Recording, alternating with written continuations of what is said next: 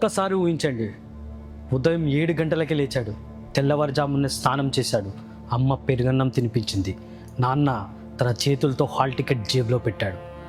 బాగా రాయిరా, నీ కల నెరవేరాలి అని అన్నాడు. అంటే ఆ కుటుంబం ఆశలన్నీ ఆ ఒక్క ఎగ్జామ్ మీదనే పెట్టుకుంది. 1 సంవత్సరం కాదు, కొంతమంది 2 సంవత్సరాలు, మరికొంతమంది 3 సంవత్సరాలు. పండుగలు లేవు, పబ్బాలు లేవు, ఫోన్లు లేవు, స్నేహితులతో తిరగడాలు కూడా లేవు. ఒకే ఒక లక్ష్యం, డాక్టర్ అవ్వాలి. అందుకోసం ఒక మధ్యతరగతి కుటుంబం ఎంత ఖర్చు చేస్తుందో తెలుసా? కోచింగ్ ఫీజ్, హాస్టల్, పుస్తకాలు, టెస్ట్ సిరీస్, ప్రయాణ ఖర్చులు కలిపితే 1 లక్ష, 2 లక్షల, 3 లక్షల. కొన్ని కుటుంబాలైతే 5 నుంచి 7 లక్షల వరకు ఖర్చు చేస్తున్నాయి. మరి ఆ డబ్బు ఎలా వస్తుంది? కొంతమంది అప్పు చేస్తారు, మరికొంతమంది బంగారం తాకట్టు పెడతారు. కొంతమంది అయితే వాళ్ళ అవసరాలన్నీ వదిలేసి మా బిడ్డ చదివితే చాలు అని జీవితాన్ని పణంగా పెడతారు. కానీ పరీక్ష రోజు 1 నిమిషం ఆలస్యం అయితే గేట్ మూసేస్తారు. సార్, 1 నిమిషం మాత్రమే ఆలస్యమైంది ప్లీజ్ అని ఏడ్చినా లోపలికి పంపరు. ఎందుకంటే రూల్స్ అంటే రూల్సే. విద్యార్థి 1 నిమిషం ఆలస్యంగా వస్తే ఏడాది వృధా అవుతుంది. ఆ ప్రశ్నపత్రం ముందుగానే బయటకు వస్తే లక్షల మంది భవిష్యత్తు వృధా అవుతుంది. మరి ఆ తప్పుకు శిక్ష ఎవరికి? అసలు పేపర్ లీక్ అనే చీకటి వ్యాపారం ఎలా నడుస్తోంది? ఈరోజు మన శివ ఫైల్స్లో దేశంలోని అత్యంత ప్రమాదకరమైన, అత్యంత ఖరీదైన మరియు లక్షల మంది విద్యార్థుల కళలను నాశనం చేసే ఎగ్జామ్ పేపర్ లీక్ మాఫియా గురించి తెలుసుకుందాం.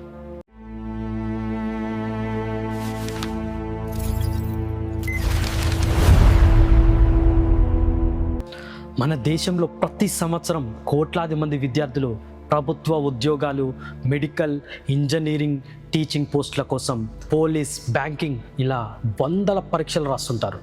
వాళ్ళలో చాలామందికి ఆ పరీక్ష కేవలం ఒక ఎగ్జామ్ కాదు, జీవితాన్ని మార్చే ఒక అవకాశం. 1 మార్కు, 1 ర్యాంక్, 1 సీట్ వారి కుటుంబం మొత్తాన్ని పేదరికం నుంచి బయటకు తీసుకురావచ్చు. అందుకే తల్లిదండ్రులు కూడా తమ పిల్లల కలలను తమ కలలుగా మార్చుకుంటారు.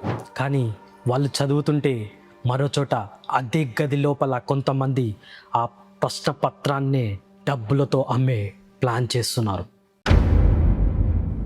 ఒక్కసారి ఆలోచించండి, మీరు 1 సంవత్సరం చదివారు, మరో వ్యక్తి కేవలం డబ్బు ఇచ్చి అదే ప్రశ్నపత్రాన్ని ముందే చూసేస్తే మీ కష్టం విలువ ఎంత?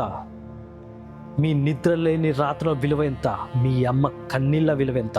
2026 దేశవ్యాప్తంగా జరిగిన కొన్ని ప్రధాన పరీక్షలపై ప్రశ్నపత్రం లీక్ అయిందన్న ఆరోపణలున్నాయి. విద్యార్థుల్లో తీవ్ర ఆందోళన కలిగించాయి. లక్షల మంది పరీక్షలు రాశారు.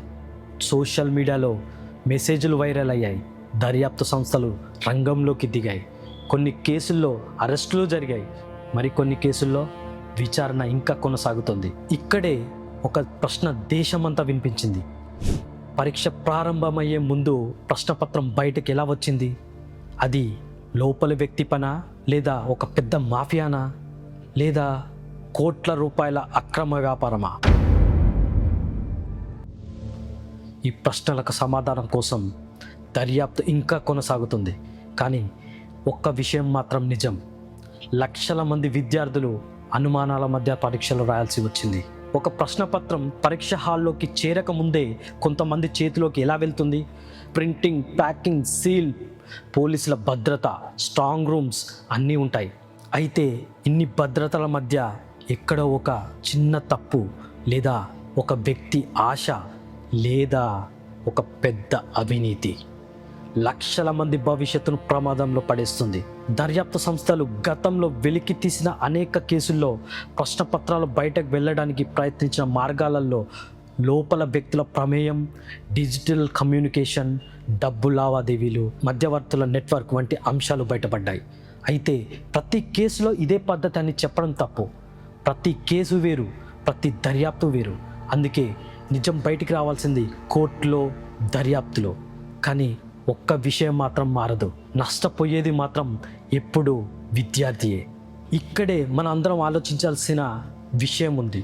పరీక్ష కేంద్రానికి 1 నిమిషం ఆలస్యమైతే గేట్ మూసేస్తారు. ట్రాఫిక్లో ఇరుక్కున్నాం, యాక్సిడెంట్ జరిగింది, బస్ లేట్ అయింది, ఏ కారణం చెప్పినా లోపలికి అనుమతించరు. ఎందుకంటే నిబంధనలు అందరికీ సమానమని చెప్తారు.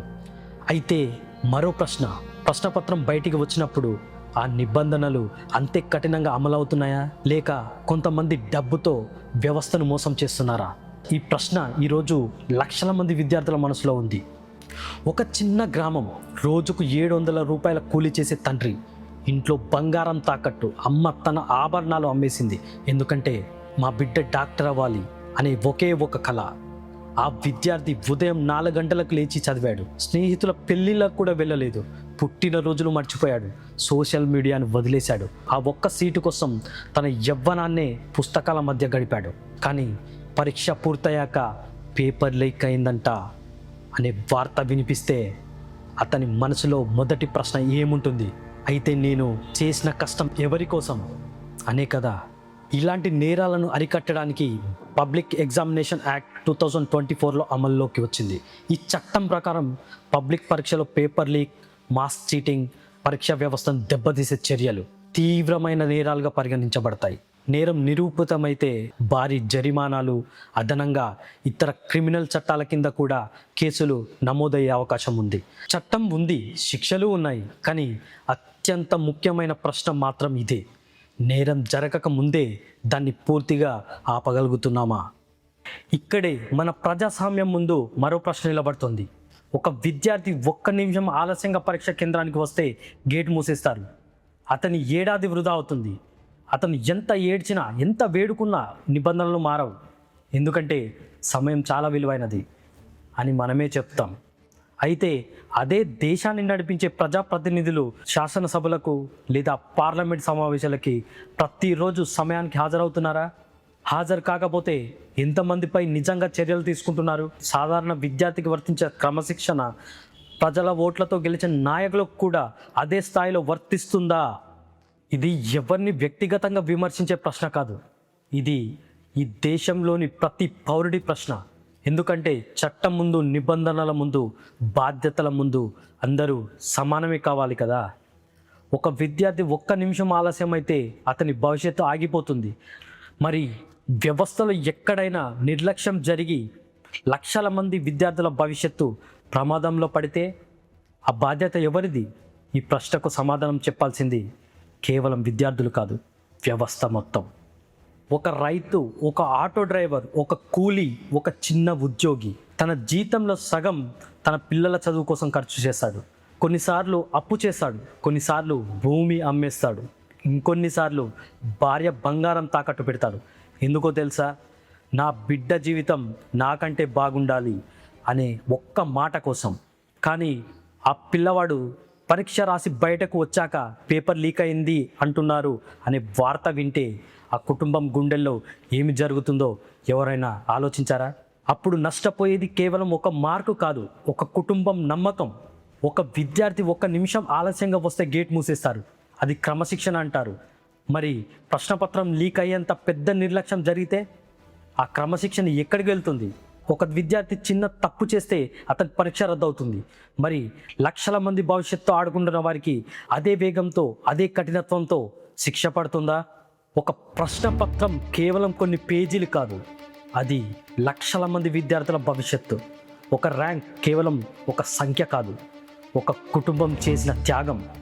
ఒక పరీక్ష కేవలం 3 గంటలు కాదు, ఏళ్ల తరబడి చేసిన కష్టం.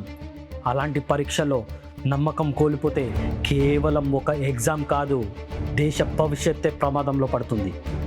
ఈ వీడియో చూసిన తర్వాత ఒక్క ప్రశ్న మీ మనసులో అనుకోండి: పరీక్ష రాసే విద్యార్థికి మాత్రమే క్రమశిక్షణ సరిపోతుందా, లేక పరీక్ష నిర్వహించే వ్యవస్థకు అదే స్థాయి బాధ్యత ఉండాలా? మీ అభిప్రాయాన్ని కామెంట్లో చెప్పండి.